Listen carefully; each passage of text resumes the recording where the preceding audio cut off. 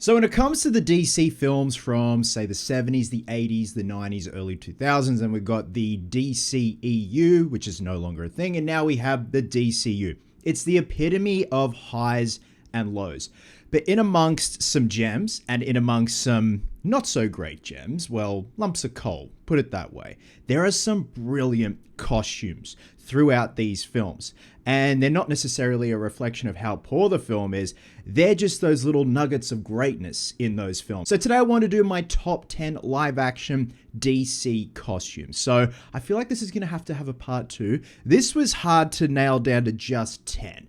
And these are each end of the spectrum when it comes to certain designs. Some are more simple than the others, and some are very complicated, ahead of the time, and also using cutting edge technology. So with that being said, sit back and relax, guys, as I'm going to go through my top 10 DC live action costumes.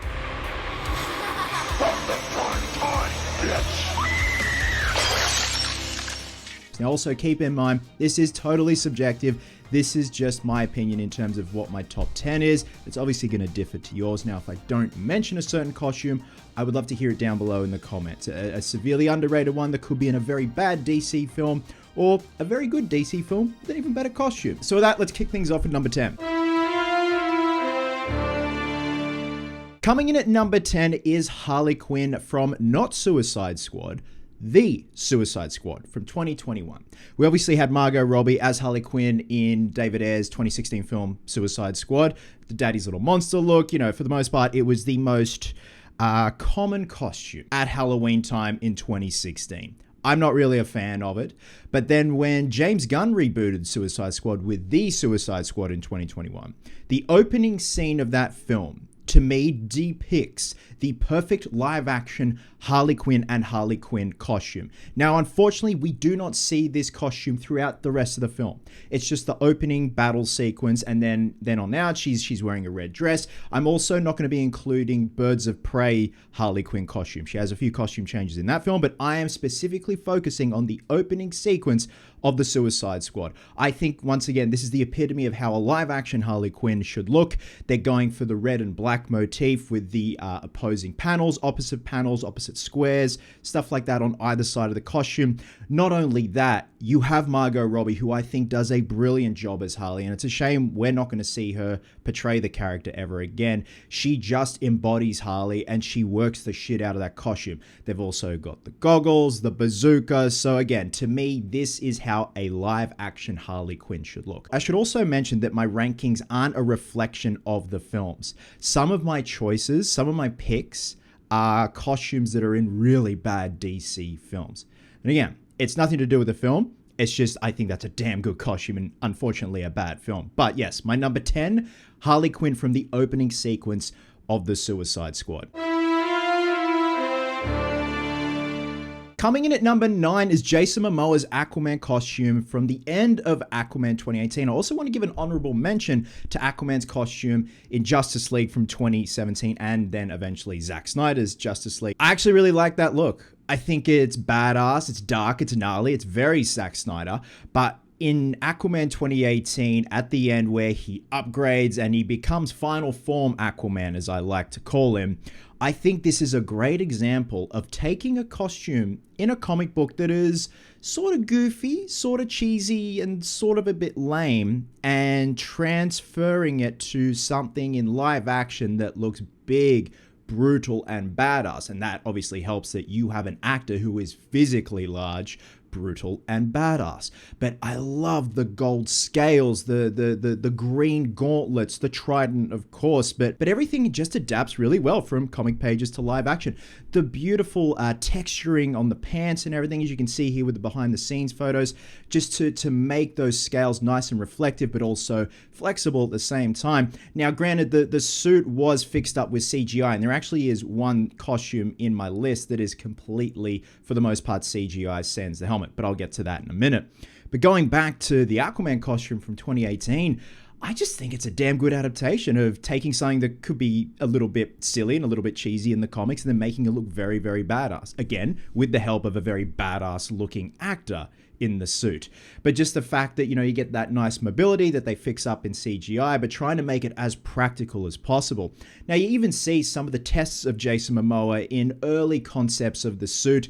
It's a lot more akin to something you'd may see in, say, the 70s or 80s with DC films. A lot more simple, a lot more fabric, but then the final form is a lot more hard edge armored plating that is cast in urethane. And then I'm pretty sure they used a Lumlastar from Imperial Surface to paint these particular pieces of the suit because they needed it to flex and not crack when Jason stunt doubles are wearing the suits. But yeah, out of everything in terms of like the Zack Snyder look, which I really do dig, I love it. Looks great. I love all the details in that.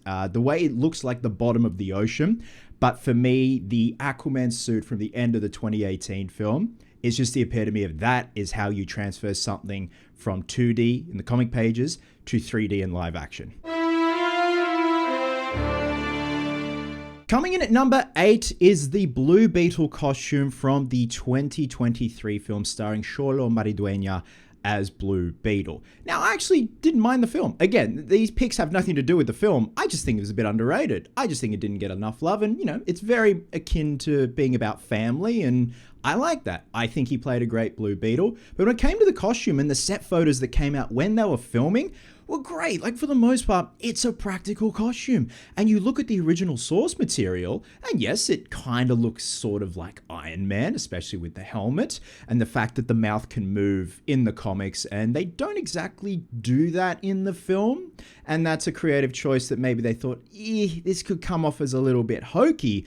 But the execution of the rest of the costume for a mostly practical suit that Xolo Maridueña was wearing, I think it's beautiful. The blues, the matte blacks. I'm a sucker for matte black. I love the transformation scene. It looks painful and brutal. And yes, it's CGI, but just to see that organic costume essentially bleed out of him and just cover his body, and then he has the weapons, the tentacles and everything that are CGI. But to see him suit up in a nice practical suit that looks very constricting but beautiful at the same time, I think it's great. I think it's a great interpretation of the original source material. They've tried to stay as close as they can and as faithful as they can to how Blue Beetle looks in the comics, but also having a nice aesthetic to it.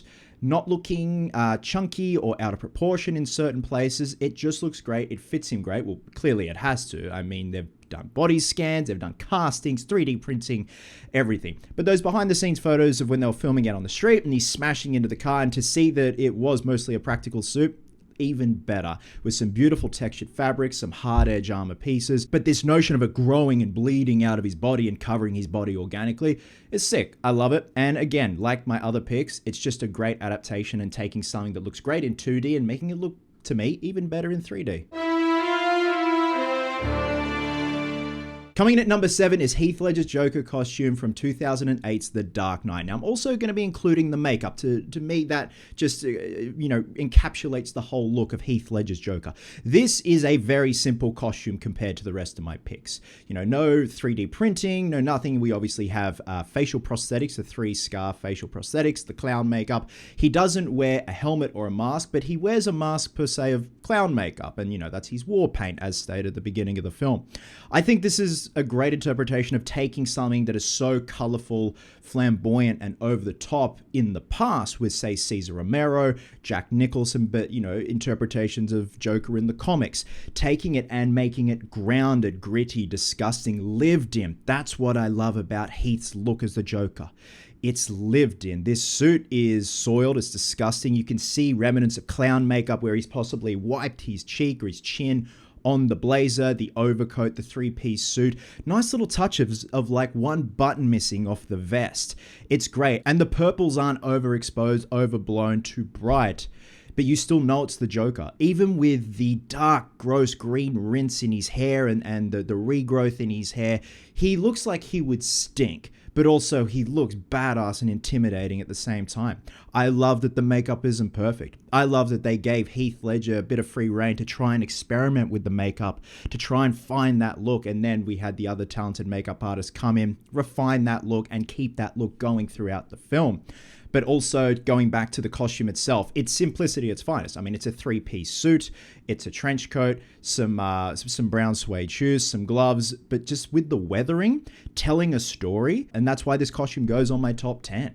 Again, it's far removed from my other picks, but, you know, a lot of work has still gone into something like this because the suit has to tell a story. You ought to know you bought it.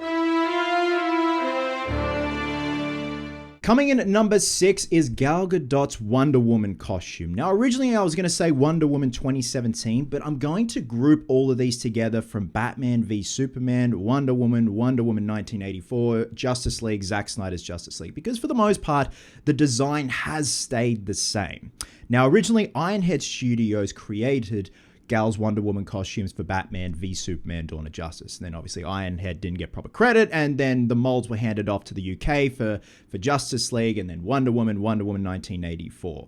So I think what Jose Fernandez and the rest of the crew at Ironhead created is fucking brilliant, with a design by Michael Wilkinson, the costume designer, and it's a far removed look from what we're used to with Linda Carter. And don't get me wrong, I love Linda Carter and her Wonder Woman costume. It's very of the time. It's very, you know, Halloween costume shop type costume, but still, it's so iconic and she wears it so well, and she's a great Wonder Woman. But this is actual armor. This is proper Themysciran armor that would protect you during battle, and I love it's got battle damage, the metallic blues, the metallic reds, the burgundies, I should say. Just this whole thing, much like Heath's Joker costume, telling a story and having a purpose. Much like you look at Henry Cavill's Superman suit. It's something that the Kryptonians would wear, the House of El would wear. It's royal. It's that beautiful family history. And going back to Wonder Woman's look, it tells a story. It has a purpose to be worn by her. And then when we got to Wonder Woman 2017, directed by Patty Jenkins, which I love. I think that's a great film. Again, it's not a reflection of the films, my choices, but I think there's definitely a bit of a change and a shift in the color tone of the costume. And then by the time we get to Wonder Woman 1984, it's very bright, it's very over the top. Much like Henry Cavill's Superman costume change and evolution throughout BVS, Justice League. And by the time we got to Justice League, those reds and blues are very metallic. But not just the regular look with the armor, there's also a cape, a coat, which looks so badass. I love that, with the black and white photo with all her friends that Bruce sees back in BVS. I think it's a badass look. It's a badass look to go into battle with, but also the cape as well. It has that nice hit of beauty. So it ticks all those boxes for me. Even if the color does shift throughout the films, for the most part, the armor itself, the design itself, mostly stays the same. So that's why I'm grouping them all together. But again, I think it's just a great way and a great interpretation of a costume that has had certain looks throughout the comics, other live action iterations like with Linda Carter. But I think to me, this one just perfectly encapsulates a costume having a purpose and a reason to be worn by the individual. Coming in at number 5, it's Dr. Fate from Black Adam. So before I go any further, I'm fully aware that like 95% of this costume is CGI. Pierce Brosnan as the Good Doctor wore a mocap suit, and then it was taken over by the VFX team. But if you look at action figures of Dr. Fate from Black Adam, it would actually make a pretty damn good practical costume.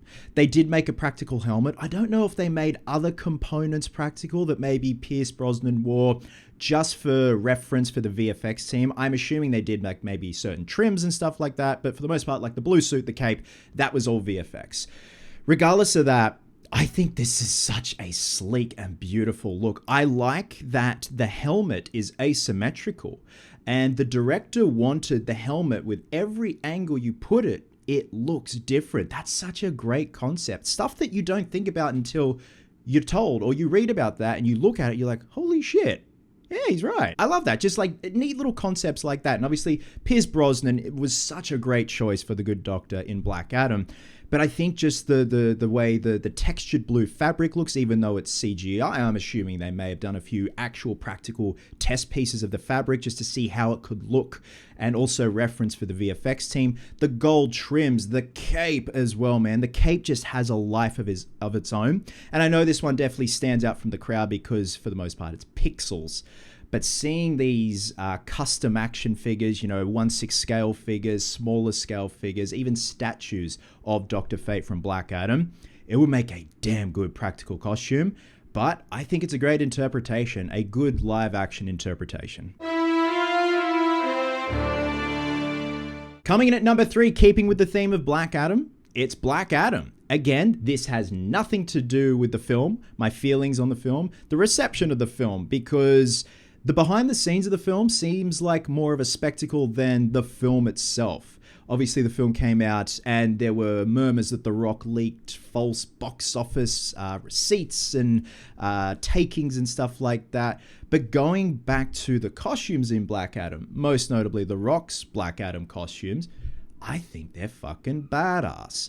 And I like that there's a journey and an evolution with his costume. And by the end, it's like final form Black Adam, where you have the original costume that also sports the cape and the hood, which is great. That textured fabric looks badass. Just all the beautiful writing and stuff like that. Even on the costume, there's certain markings and emblems which tell a story. But by the end of the film, there's the final form look where you go from this kind of bleak, dark looking gray with certain parts of the trimmings and it turns gold, like he's leveled up. And like I said, final form Black Adam. Now, when it came to the design and the execution of the suit, it's practical. And for the most part, Dwayne "The Rock" Johnson didn't wear a muscle suit, sans a few bits of padding in the shoulders. There was supposedly a muscle suit made for him. He did not want a bar of it, so he wanted to train and get as big as he could without wearing a muscle suit. But it definitely is one of those things where you can get as big as you can. Textured stretch fabric can sometimes soften muscle tone. That's why they had to have a bit of extra padding just for the shoulders, just to really give him that bolder shoulder look. But the textured fabric, the lightning bolt, the hood, the cape, everything looks fantastic. And I remember when those photos leaked years ago, when the costumes were hanging up on a rack and there was the Hawkman helmet and stuff like that. And I actually got a copyright claim from Warner Brothers, and they actually blocked that video because they did not want people seeing those. And this was during the time of, I think, one of the DC fandoms. I thought, that's actually pretty clever marketing if you kind of just leave it. It gets people jonesing. I like the look of the costumes. The film isn't great, but the costumes in that film are spectacular. I think, if anything, and this has actually nothing to do with the costume from the shoulders down, I would love to have seen them do the proper pointy ears and the nice hairpiece on The Rock as Black Adam. I don't know if that was a choice from him and he just wanted to look like The Rock, or the director, the makeup team, the producers, the suits at Warner Brothers. I'm not sure. I've seen like artist renditions and fan art of how he could have looked. I'm like, dude, paired with that beautiful costume, that will look so good. To me, in that film, you just look like The Rock in a beautifully constructed costume. All right, we're up to our top 3, and coming in at number 3 is Michelle Pfeiffer's Catwoman costume from Batman Returns. Batman Returns is, in my opinion, better than Batman 89. I still love 89. Do not get me wrong. It's a beautiful starting point. I just think by Batman Returns, because I'm a horror fan as well, to me, it's like a comic book horror film that takes place at Christmas. And with Michelle Pfeiffer's Catwoman, that costume is so brilliant. It's sleek, it's simple, but it does the job because you also have a wonderfully talented actress filling that suit and doing Selena Kyle justice. She has a breakdown. She takes a coat out of her wardrobe and starts to construct this bodysuit, these talons that are just rigid, rusty, jagged, and disgusting. You need a tetanus shot just by looking at one, or in the case of the poor dude that got stabbed in the face, you need a lot of tetanus shots, buddy. But much like Heath Ledger's Joker suit, this suit tells a story as well, and it has an evolution. And I like that by the end of the film, the suit is so broken down and weathered, it's like a reflection of what happened to Selena at the beginning of Batman Returns. She has a breakdown, she loses the plot, and by the end, this suit is breaking down and losing the plot. But just the way she moves in it, the fact that Michelle Pfeiffer trained for so long with a whip and did that whipping of the mannequin heads in one take without the use of a stunt double, she did it all herself. You've got the corset, so this is a very uncomfortable costume to wear. And she even said she essentially had to get lubed up, slid into that suit, and stitched up inside of it, which does not sound fun at all, but also with the cowl as well, the crude stitching. And you can see some early interpretations of what the cowl could have possibly looked like with an extra bit of chin going on there, hugging her face. But I think just the overall final look just looks so dark, gothic and sleek. And the basic look of that costume has been carried over into other interpretations of the character. Even certain elements of the Arkham games Catwoman, you could say that Michelle Pfeiffer's Catwoman costume has contributed to certain aspects and looks of those costumes. Coming in at number 2, and this was a hard one in terms of my number 2 and number 1 spots. They were flipping back and forth. But coming in at number 2 is Christopher Reeve's Superman costumes from Superman 1, 2, 3, and 4. Now, many of you are probably wondering why I don't have Henry Cavill's Superman suit, whether it be from Man of Steel, BVS, or even Justice League on this list. I think because when it comes down to it, and the character of Superman is indestructible, essentially indestructible. He doesn't need armor-plated padding or anything, and even though I did say that Henry Cavill's Superman suit has a purpose because the House of El wore those suits, it's like royal garb for them. I still think at the end of the day, simplicity works so well with Superman because he just needs something there to be a symbol so people know who he is. He doesn't need armor plating or anything fancy because he's the Man of Steel. He's indestructible. And I think Christopher Reeve's Superman suits are the epitome of simplicity at its finest. The choice of blues, reds, and yellows, especially in the emblem, the whole execution of those costumes. And yes, I'm bunching them all together. And I know in Superman 3, we had Evil Superman, which was a darker looking suit, which I actually really like that suit. The darkness of that suit looks great. And Christopher Reeve looks great when he's angry and he's drunk. And that's a great sequence in a not so great film.